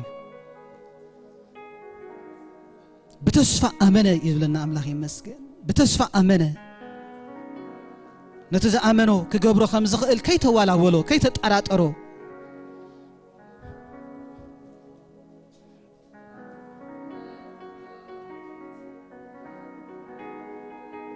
علم أنت تمغاقلت تشفى أنت تألمه زي تألم تشفى قنا لونك زي بهير مسكين زي بتخ كيدان زل علماو كيدان كنا مس أملاك اللونا هزبي كتكونونو من قسن كهناتن زقبرنا قدوس فلي هزبي زقبرنا أملاك رودو شالا بادا لا بادانا محدا لا فادي لا باك رودو لبورودو مونتل بدد بديا سكنت ألي دقائق أملاك مسجن كنكح منفسنا وشتنا كل كنكح أبكر مجزية بهير رو بادانا ما قالا فادانا ما أنتو لبورودو بوشي بادا لا فادانا محدا لا فاديا ربنا نمجالا فودو دو موسى بانا نمجالا فادينا ما أنتو لبورودو بوشي بادا لا فاديا بتابع هذا المنفس حلوي بلنا كزيابير مسجن هاللويا نعمل خنا توعكم وكزيابير مسجن نمملأ تسفؤه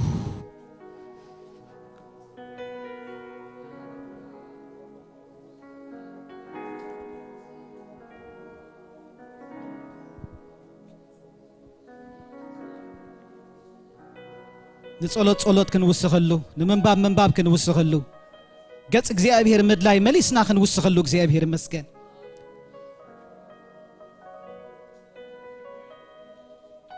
انا عالم تسقلكو عالم دمان عي تسقلت الى حواريا باولوس كزالب كله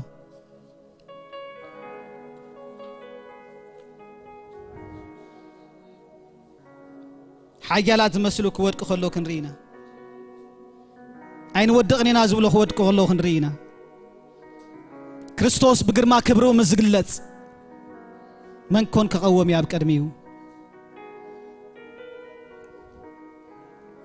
ما كلودو شيبن من تلافادونا ما كرودو لبوديا من تلبورونو مون تلفدد بدي لافادانا محدا لافادينا ما كرودو لبو سابانا ما غالا فادينا ما تلبورو لبوديا بحيلي بخبري እግዚአብሔር አምላክና وشتنا كلوت እግዚአብሔር أمورة حساسبنا كحدث እግዚአብሔር أملاخي من تصبق فقاد كايل كادليت نقبرن تقبر أما أكلنا حيلها كتقلصو እግዚአብሔር أملاخ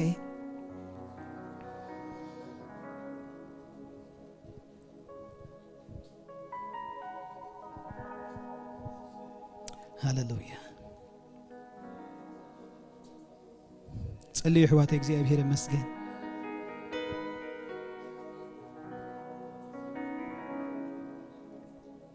እምነትና እግዚአብሔር አጅኹም አምላኽ እሙሪው ንድኹም ኃይል ይህብ ንስኑፍ ብርትዕዝብ አምላኽ ተያብ ኢየሱስ ክርስቶስ ዝገበሮ ተስፋ ሁሉ ንዓና በኸሙ ይህብና እግዚአብሔር ይመስገን ክንጽንዕ ክንአምነው እግዚአብሔር ይመስገን ሃሌሉያ ኣብቲ ስሩት መሰረት ኢየሱስ ክርስቶስ ክንዓቢ እምነትና ክህነጽ እግዚአብሔር ይመስገን ፍሬ ክንፈሪ ፍሬና ድማ ነባሪ ክኸውን ክብሩ አማእከልና እግዚአብሔር መታን ክግልጽ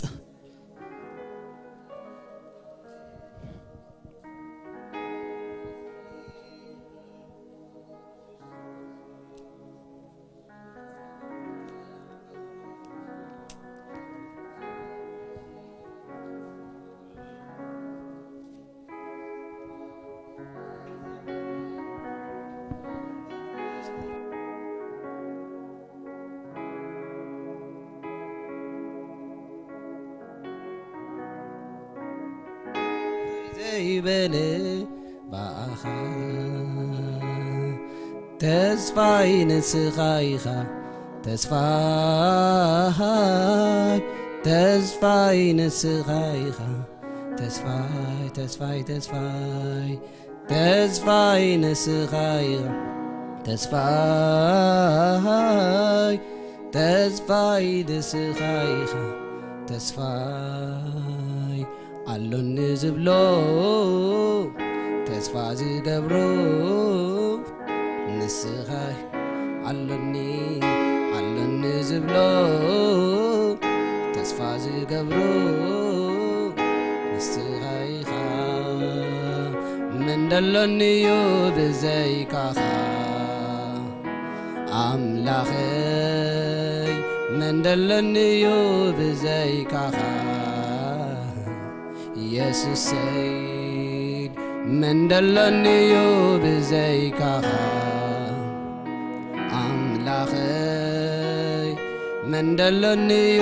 ብዘይካኻ ኢየሱስ ኣብዛ ዓለም ኣብዛ ምድሪ አሎኒ ለዝምካዓሉ ልበይ ኣውዲቐ ፎይ ዝብለሉ ኣብ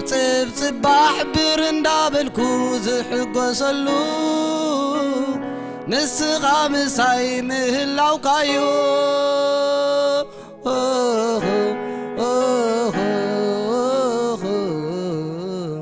ምህላውክ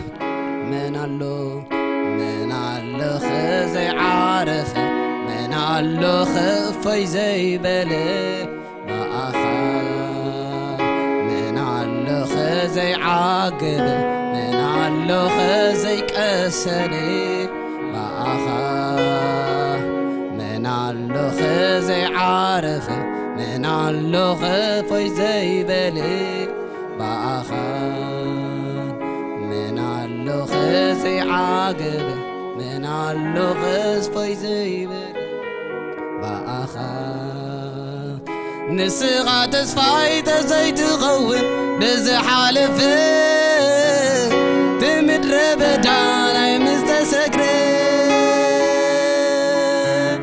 ማዕብል ኩሉ ንስኻ እንዲኻ ጸጥ ኣቢልካዮ ዝሰምዖ ኩሉ ድንቂ ኾይንዎ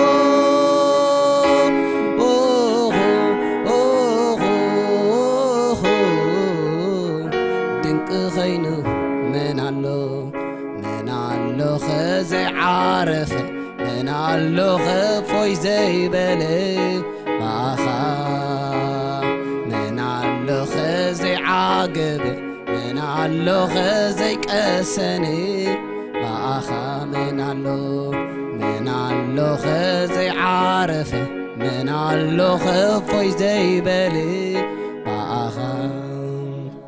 መናሎ ዘይዓገበ منالو خسيدي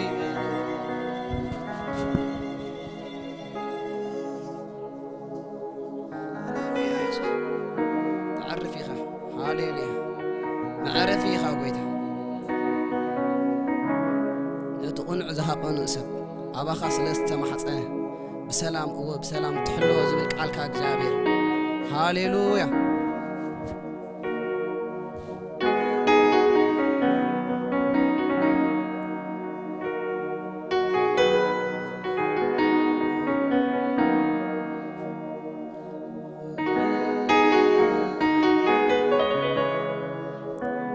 إتي مشكين تذكروا تتنانعوا نسلام كوينو كله مرتو زمن متيلو إنه خحصات خاحسو أرسع كايو تدبيسو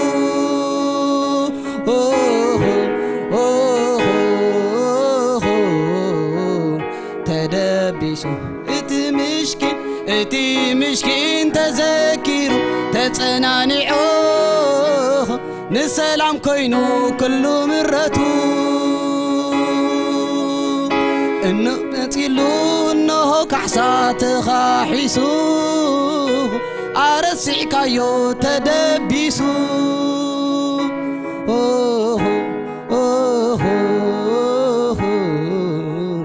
تدبيسو تسفاي نسغاي تسفاي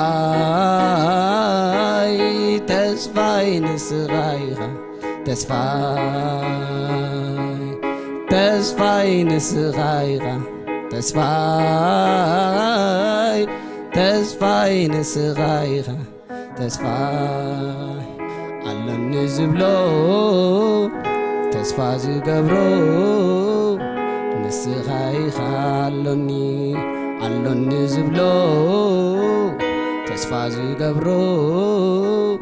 نسغاي خا من دلونيو بزيكاخا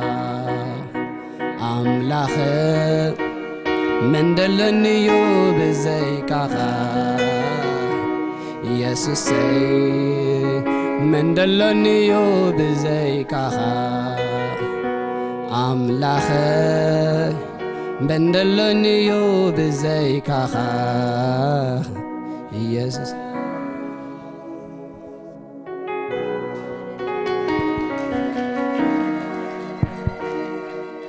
ኢየሱስ ክርስቶስ ጎይታዩ ኢየሱስ ክርስቶስ ጎይታዩ ሃሌሉያ እግዚአብሔር ስለ ቅዱስ ቃሉ ይባረክ ክብርና አምላክ እግዚአብሔር ሰናዩ ሃሌሉያ نبزغتل متنباتا كحلفه حونا هنا قويتا يسوس يباركك زرقا يبارك هاليلويا يسوس قويتايو هاليلويا تسفى أب እግዚአብሔር አለና ይحوات ሙሉይ ተስፋና እግዚአብሔር ነቲ ተስፋ ዘሃብና ክፍጽሞ ይካአለውዩ እሙኒኻ ሃሌሉያ ኢየሱስ ጎይታዩ حدستي አጋይሽ ዝመጻኹም እንድሕር ኣለኹም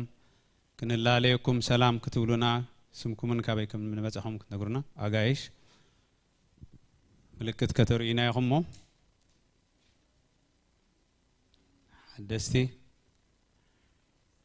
اوكي حنت الله بزحفتنا عاويل كوالا شمكن غرنا تسي ما برقت حبتي سمكين نحن هنا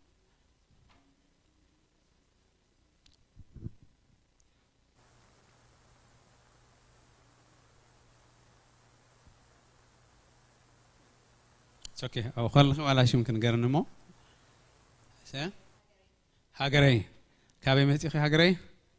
كهاغري كاب تورنتو غويتا بارخكي هاليلويا እግዚአብሔር ከሀገርኪዩ አምላክ ባረክ ከፈል በርክት ሐብታይ ካልወት አለው ደም ኢየሱስ ጎይታዩ ሀገሬ ጥራይ ሐብት ዘላትና አፍትናይ ሕብረት አዳራሽ በሐንሳ ሻኽን ሰጥኽለና ሰላም ክንብለኪና ጎይታ ኢየሱስ ይባረክ ፓስተር ሐውና ፓስተር ባህታ ከምትሪው አይደለሁም ዛቦቱ የላን ምስተበዓል ቤቱ ገይሽሎ ቫኬሽን ዓመታዊ ዕረፍት ወሲዱሎ አብዛ ሐለፈ ሰንበት ወናይ ነበር ከብዝራሁሞ ስለዚህ በቆሙ ክትፈልጡ ኢለ ጎይታ ይባረክ ኢየሱስ ጎይታዩ كاله بزح متن بحث يبلنا تسرع مدباتنا كم زلوا معلتي كوينو ودلو ساعة 10 فرقان دجمر نياملخو غزي علنا مالتي كل غزي سنبت قرمي ون ساعة 9 فرقان دجمر بناي صلوت جروب دجمر اب تحت ون صلوت الله بصلوت كنحبر كنتجه ندلون اتي عدل opportunity تخفيتلو እግዚአብሔር ይመስገን ዓርብውን አብዚ ሰዓት 7 ናይ ምሽት ከምቲ ኩነታት ወይዘር ዘፍቅዶ ማለት እዩ ሓቢርና ናይ ጸሎትን ናይ ቃል አምላኽ ትምህርትን ግዜ ከም ዘለና ኩላትና ድማ ግዜ ዓዲግና ብኹን ክንሳተፍ ቤተክርስቲያን ሓደራ ትብላላ ካልውን ባይብል ስታዲታት ውን ኣለና ኣብ ባይብል ስታዲ ዘይተጠርነፍና ዘለና ኣብዘ ዝጥዕመና እንደሓተትና ኣብ ቫይፐር ፖስት ኮይኑሎ አቤናይ ቦታን ከም ዘሎ ማለት እዩ ስለዚ ተጠቀምቲ ናይቲ መደብ ንኹን እግዚአብሔር ጽቡቕ ማዕዲ ይህበና ኣሎ ናይ ባይብል ስታዲ ግዜ ኣሎ ቃል እግዚአብሔር ተስፋ እግዚአብሔር ኩሉ ነገር አዊና ንረኽቦ ማለት እዩ ነንሕድሕድና ክንእከብ ከለና ድማ እግዚአብሔር አምላኽ እታ መዓልቲ ትቀርብ ከም ዘላስ በዓልኻትኩም ታይኹም ትፈልጡ ኣለኹም ስለዚ እንታይ ይብለና ቃል እግዚአብሔር አኺባኹም አይ ትሕደጉ እንታይ ዳግበሩ አፍታ አኺባና ነንሕድሕድኩም ተማዓዱ ጎይታ ይመጽእ ኣሎ ተስፋና ይመጽእ ኣሎ እንዳበልና ክንጸናና እግዚአብሔር ማዕዲ ሰሪዕና ኣሎ እግዚአብሔር ይባረክ ናይ አዴታት ወናይ ጸሎት ሐሙስ መደብ ካሎ አውን ክትሳተፋ ተደልያ ይሕዋት ክትሓብራ ትኽላይኽን ማለት እዩ ናይ ጸሎት ጉጅለለዋ ክትሓተን ትኽላይኽን ይሕዋትና በዓል ለምለም ማለት እዩ ጎይታ ይባረክ ስለዚህ ብዙሕ ማዕዲ ከም ዘሎ ቃል እግዚአብሔር ቤተክርስቲያን ረዲዋ እግዚአብሔር ማዕድታት አዳሊልና ኣሎ ስለዚህ ካብዚ ሕብረት እዚ ብዝተፈላለ እቲ ጽቡቕ ነገር ቀደም ባይብል ስታዲ ረቡዕ ጥራህ ይዝነበረ ሕጂ ግን ቀዳም ኣሎ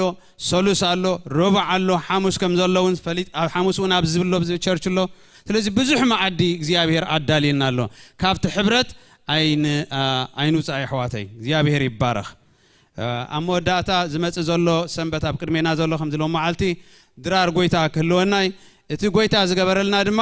ብግሊ ኩሉ ማዓልቲ ንዝክሮይና ብሕብረት ድማ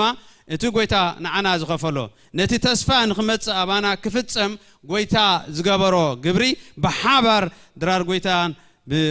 ብመውሳድ ክንዝክሪና ስለዚህ ስልዩ ድማ እንዳጸለና ንጸበ ተሲና ንጎይታ መስኪና ክንውዲና መደባትና እግዚአብሔር ይመስገን ሃሌሉያ እስኪነ መስግኖ እግዚአብሔር ስለዚህ ማዕድ ዝነ መስግኖ ስለዚህ ሕብረት ዝነ መስግኖ ሕብረትና ምስጋን ደምን አይኮነን ሕብረትናሲ ምስ እግዚአብሔር አቦን ምስ ወዱ ኢየሱስ ክርስቶስን በመንፈስ ቅዱስ እዩ ሕብረትናሲ በደም ኢየሱስ ክርስቶስ ዝተዓደጉ ሁሉም ቅዱሳንን በመንፈስ ቅዱስ ይሞ ሕብረትናሲ ምስ እግዚአብሔር አቦ ይሞ ስለዚህ ነገር እስኪነ መስግኖ እዚ ሕብረት እዚ ክንዝክሪና ተኣኻኺብና ዘለና አኺባና አኺባ አወዳትን አዋልድን አይኮነን ይሕዋተይ አኺባና መንፈሳዊ አኺባ እዩ አኺባና ተስፋ ዘለዎ አኺባ እዩ አኺባና መፈጸምታ ዘለዎ አኺባ እዩ አኺባና እንደ ሐሸን እንዳጸበቀን ዝኸይድ እዩ አኺባና ዘለዓለማዊ እዩ ሃሌሉያ እስኪ ንባረኮን እግዚአብሔር ተማቃሊ ዝ ተስፋ ዝኽኸውንሲ ከመይ ልኾነለይልና በመገራም እስኪ እግዚአብሔር ንባረኮ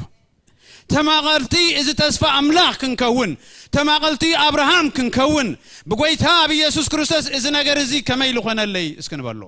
እስኪ እግዚአብሔር ይዳውና አልዒልና ምስና ይልብና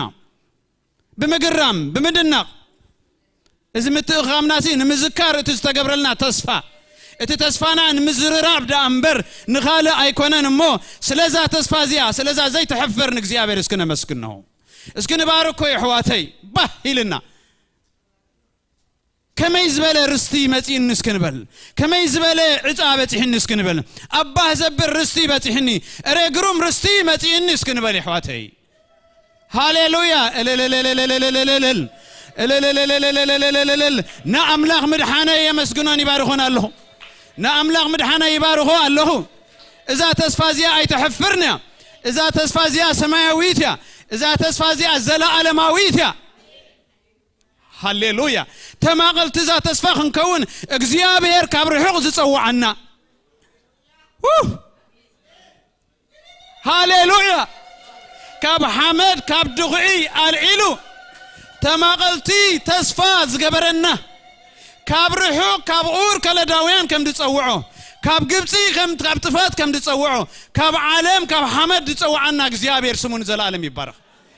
መዓትም በመድናቅ ነመስግናን ጎይታ ከመይሉ ኾነለ ይበሉ ከመይሉ ኾነለ ይንበል እስኪ ተማጋሊ ዛ ተስፋ ዚያ ክኸውን ስድራ ቤት አምላክ ክኸውን ደቀ ዓዶም ነቶም ቅዱሳን ህዝብ አምላክ ክኸውን ከመይሉ ኾነለ አምላክ ተመስገን አባ ጎይታና ኢየሱስ ክርስቶስ ይባረክ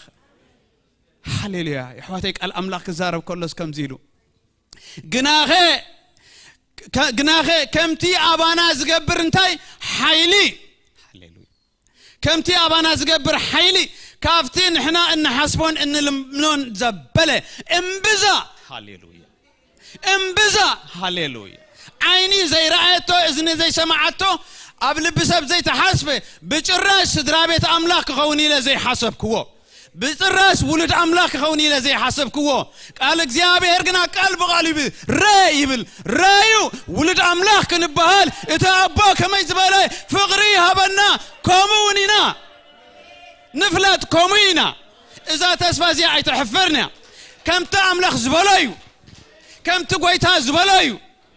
ولد أملاك كنبهال اتابا كما يزباله فقري هبنا كومينا period كم تمري زبلني يكونكن كم تسبت بلني يكونكن كم تعلمت بلني يكونكن كم تي أبكر مينا زول زفرح زينا يكونن كم تي أملاخي زبلو أملاخي كاي أمني نا أملاخي كاي أمني هاليلويا نسو نتزبلو خجبرو حيلي الله نسو نتزبلو كفتسمو እግዚአብሔር أمونن صادقينيو أبيت እግዚአብሔር نزل عالم كنبرين براي كتفني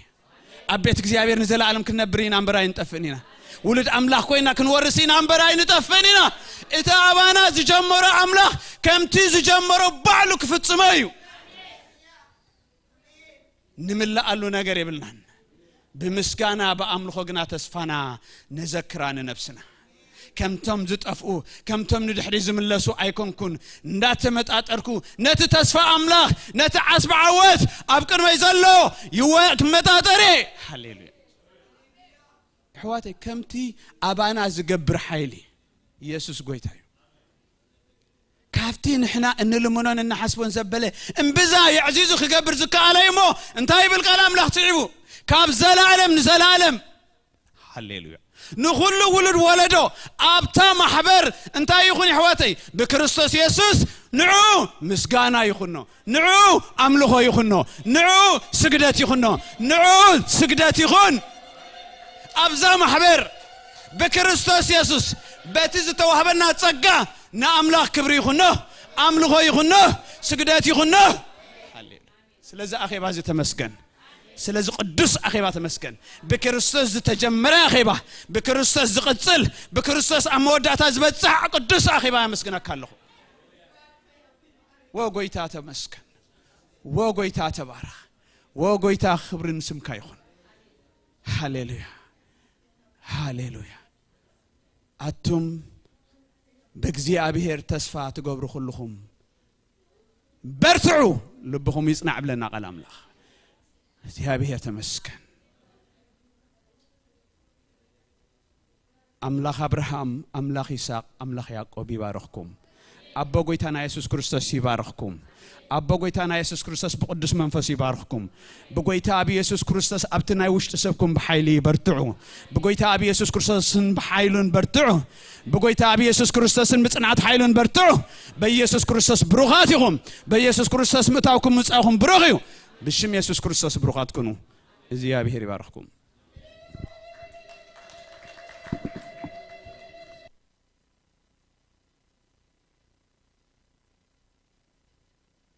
تصوموا يلكس كم جمعت بيتي